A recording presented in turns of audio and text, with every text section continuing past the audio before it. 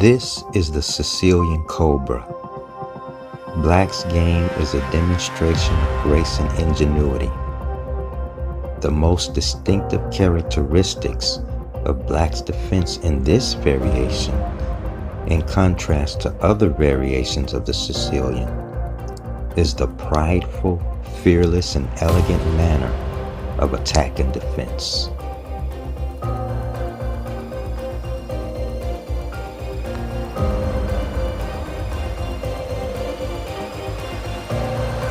White taunts the Cobra.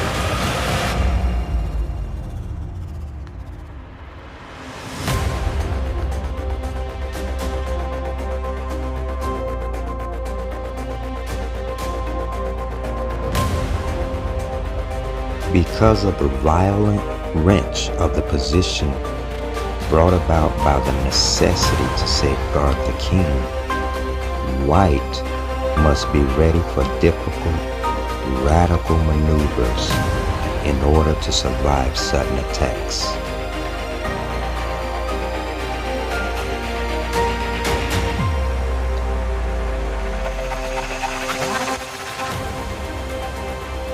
White rightfully counterattacks f7.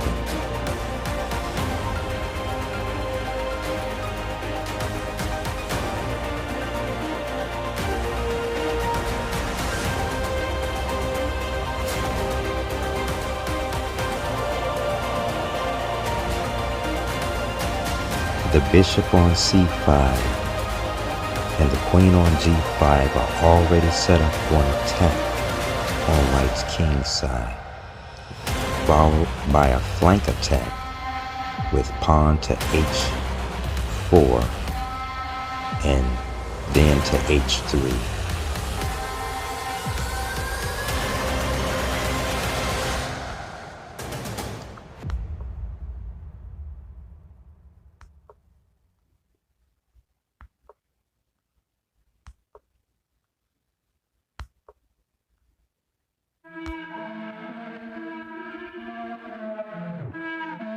The pawn assault on h3 proves to be venomous.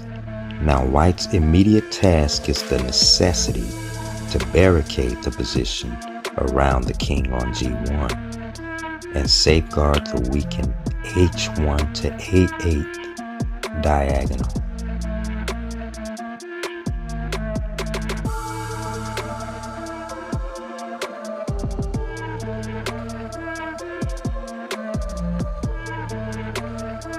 This is probably White's best move in this position. Think about it. Playing too passive in a sharp position is a luxury the first player cannot afford.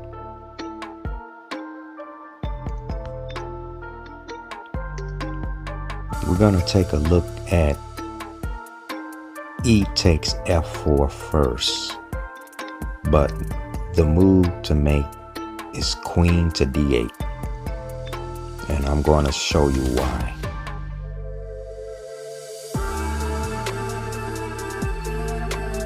This move is based on a discovered fork around the king on f8 and the queen on g5. This is what White wanted. Now there is an x-ray of the rook on f1 from f1 to f7 right in front of the king's home.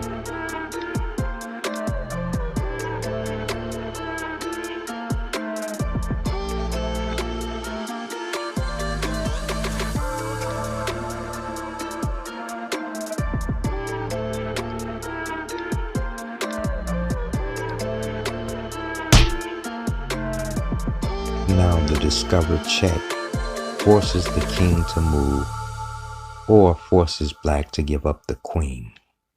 Either way, the queen is lost.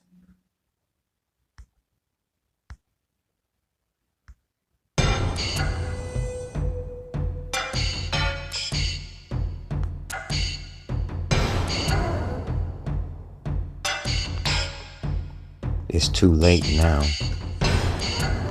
White proceeds with knight to e6, and the pawn can't capture the knight because the rook on f1 is pinning the pawn to the king.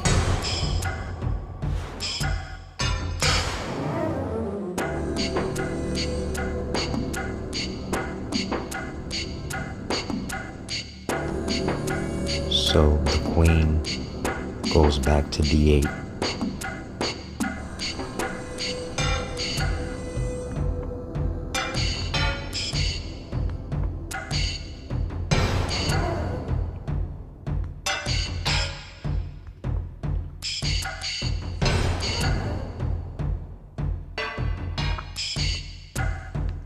This is how white must respond, by answering threats with threats, and until he achieves parity in piece placement and mobility.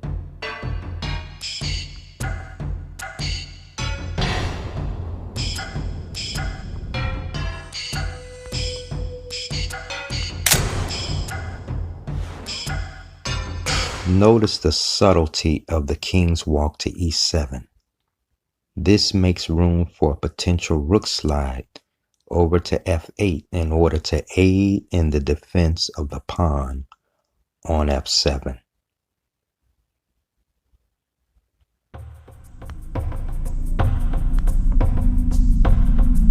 The three main moves in this position are rook e3, knight f6, and rook on e to f2.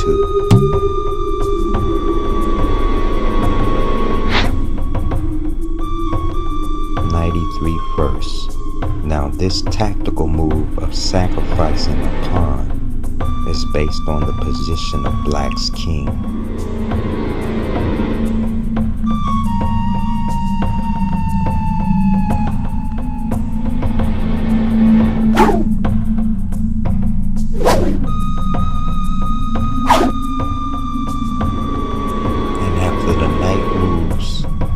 Wherever the king goes, the rook will check the king, and then white will win the queen on f3.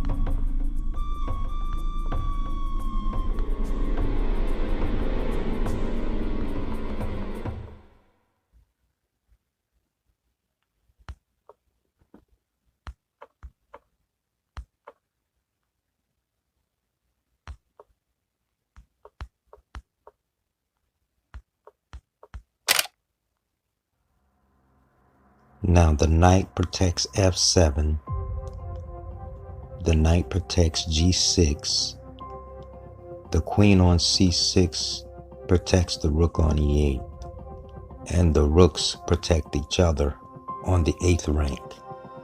So this position is evaluated as equal.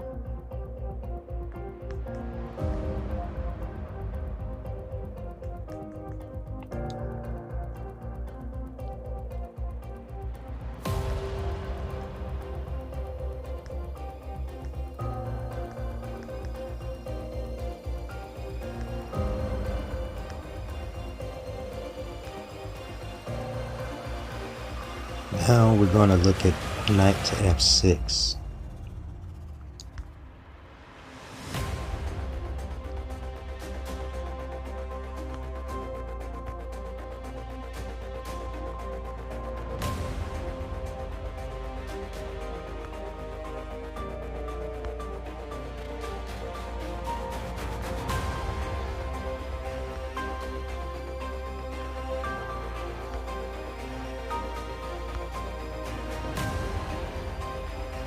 Notice how the knight and the rook together defends the f7 pawn.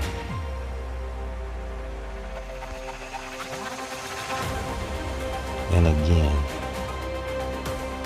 The evaluation for this position is equal.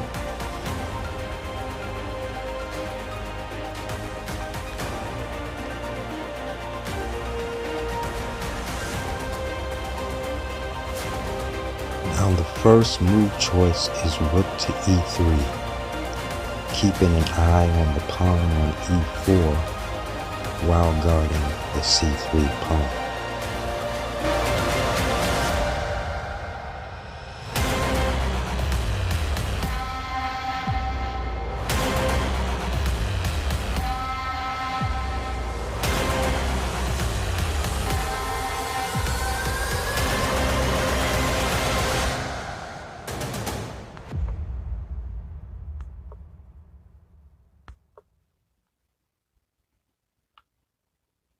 And both sides have equal chances.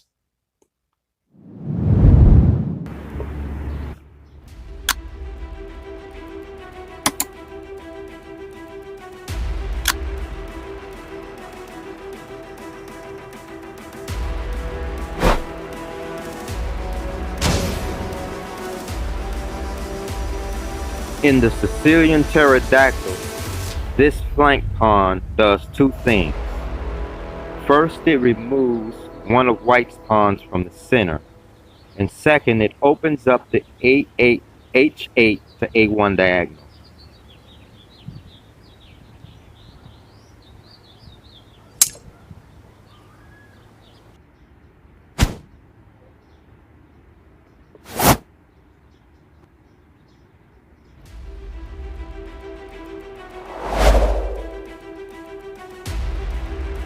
This is how the pterodactyl spreads its wings.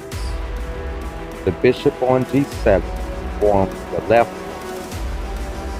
wing. The knight and queen on the a side forms the right wing.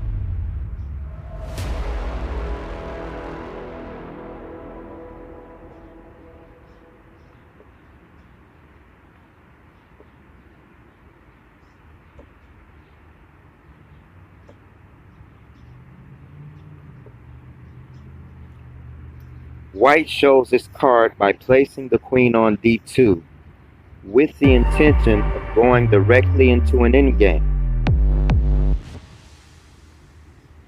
After capturing the knight on d5, Black will be forced to trade queens.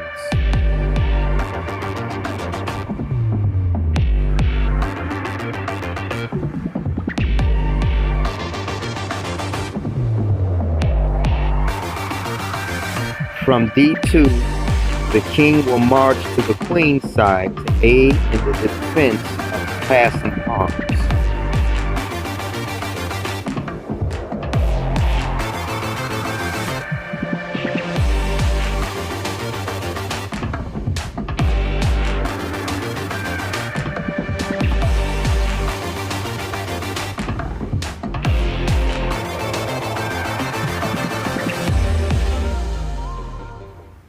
By playing through these lines, you will be able to see the various endgames you'll arrive at, and then you can determine which pieces you want to trade off and which pieces you want to keep.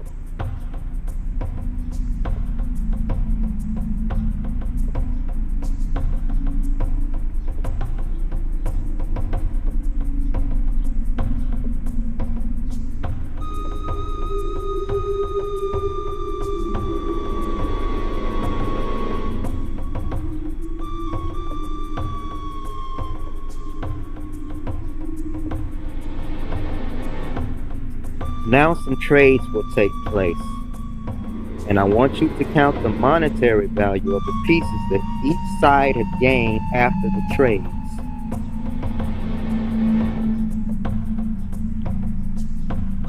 Black captured the bishop, so Black has 3 points so far.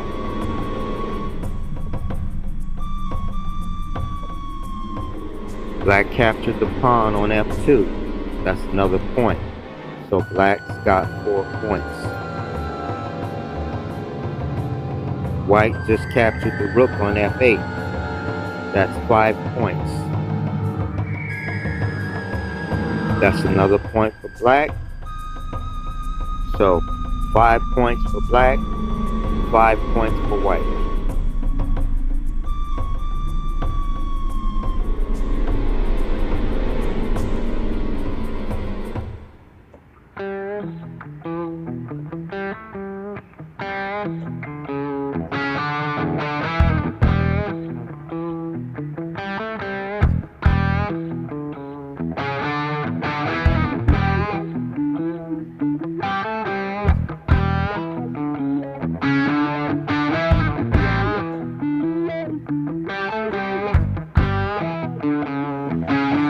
So now we have rook, knight, and pawns for white versus bishop, bishop, and pawns for black in game.